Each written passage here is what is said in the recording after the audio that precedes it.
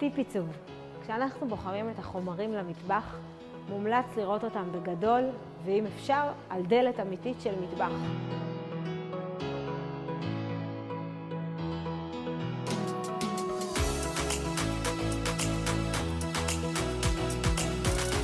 לפני שאנחנו מחליטים על הצבע האמיתי, אני תמיד מציעה להסתובב, להתרשם באולמות התצוגה, בחנויות, ולקבל את התמונה האמיתית של הצבע על החומר האמיתי של המטבח.